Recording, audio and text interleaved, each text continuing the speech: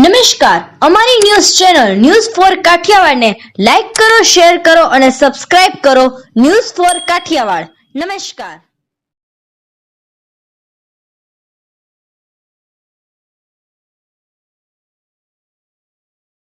જૂનાગઢ શહેરમાં અશાંતધારો લાગુ કરવાની માંગ વધુ ઉગ્ર બની છે.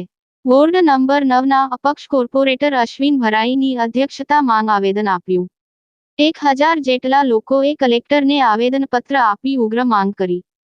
થોડા દિવસો પહેલા જોશીપરા વિસ્તારના લોકોએ આવેદન આપ્યું હતું. ભવનાથ વિસ્તાર પવિત્ર ભૂમિ છે અને કેવી સોસાયટી જેમાં વાળંદ સોસાયટી જોશીપરા ભવનાથ તમામ વિસ્તારમાં અશાંત ધારો લાગુ કરો. મહિલાઓ બહેનોની સલામતી માટે કલેક્ટર પાસે અને સરકાર પાસે કરી માંગ.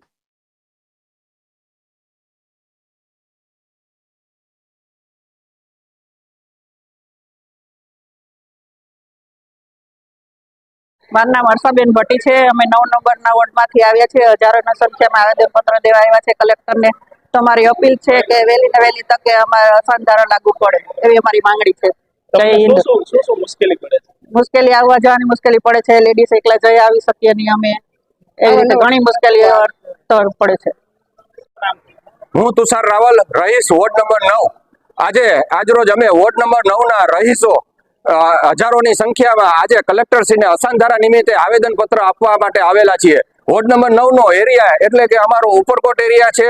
ઉપરકોટથી લઈને ભવનાથ સુધીનો એરિયા, જેમાં રાધાનગર છે, ગણેશનગર છે, વાણંદ સોસાયટી છે, આપણે ગિરનાર દરવાજા છે, આ બધા એરિયાનો સમાવેશ થાય છે. અને આ ઉપરાંત આ એરિયાની અંદર જે આપણે ધાર્મિક ક્ષેત્રો છે, દામોદર કુંડ છે, ભવનાથ છે, તો આ અને ગિરનાર ક્ષેત્ર આવેલું છે. તો અહીંયા જે આપણી રાષ્ટ્રીય ધરોહર સમાના ક્ષેત્રો આવેલા છે, તો એમાં શાંતિ જળવાય અને વારંવાર આ એરિયાની અંદર નાના મોટા ચમકલા થતા હોય છે. તો એના નિમિત્તે અત્યારે અમે કલેક્ટરશ્રીને આવેદનપત્ર આપવામાં આવ્યા છે કે અશાંતધારો લાગુ કરવામાં આવે 9 નંબરમાં. અને આના માટે થઈને આગામી 20 તારીખે પણ એક રેલીનું આયોજન કરવામાં આવેલું છે, જેમાં જૂનાગઢની જનતાને જાણ કરીએ છીએ કે સમગ્ર જૂનાગઢ માટે છે અને દરેક લોકોને આવવા એના માટે થઈને અપીલ છે. જય હિન્દ, જય શ્રી રામ. લોકોને શું તકલીફ પડે? લોકોને અત્યારે આપણે વાત કરીએ તો અમુક એરિયા જે છે ઉપરકોટથી નીચે ઉતરતા જગમાલ ચોક એરિયા છે, જે ધાર્મિક સ્થળો હતા, સુખના ચોક એરિયા છે, જે ધાર્મિક સ્થળો હતા, ત્યાં અત્યારે હિન્દુઓની સંખ્યા જે 10,000 થી વધારે હતી પેલા, અત્યારે માંડ 2,000 પણ નથી રહી. અત્યારે સેમ તે જ વસ્તુ અત્યારે વોર્ડ નંબર 9માં થઈ રહી છે. તો જ્યારે આ હિન્દુના ધાર્મિક સ્થળો આ જગ્યાએ આવેલા છે, ધાર્મિક એકતા જે હૃદય સમાન જે ભવનાથ મંદિર છે, ગિરનાર ક્ષેત્ર છે, દરેક જૈન સમાજ છે, હિન્દુ સમાજ છે, દરેકની લાગણી તેની સાથે જોડાયેલી છે ગિરનાર ક્ષેત્ર સાથે. જો ત્યાં પણ હવે અશાંતધારો નહીં લાગુ કરે અને અન્ય લોકોનો ત્યાં પણ કબજો થઈ જશે, તો કોમી રમખાણો છે કે કાંઈ પણ નાની મોટી ચમકલાઓ થશે. તો એના માટે થઈને અમે અપીલ કરીએ છીએ કે અશાંતધારો લાગુ કરવામાં આવે.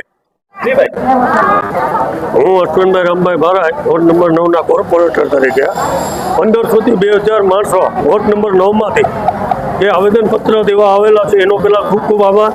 અને તંત્ર અશાંતધારા માટે અમારા વિસ્તારમાં ધ્યાન આપે. અમારો વિસ્તાર કે વાળંદ સોસાયટી છે, ગણેશનગર છે, કામદાર સોસાયટી છે, કડિયાવાડ છે, ઉપરકોટ વિસ્તાર છે, ભવનાથ વિસ્તાર છે, પછી છગન મામાની સોસાયટી છે, રાધાનગર છે, એ અંદાજે વોર્ડ નંબર 9ના વિસ્તારો છે. ત્યાં અવારનવાર આવા અનિચ્છનીય બનાવ બને છે.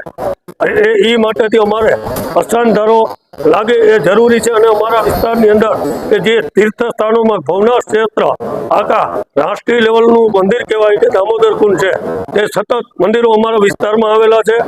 એ ધર્મની જગ્યાઓ હતી ત્યાં છે. જુનાગઢ છે ની અંદર જે ભવનાથ મંદિર છે, એ જે હૃદય કહેવાય જુનાગઢ, એ વોર્ડ નંબર 9ની અંદર આવેલો છે.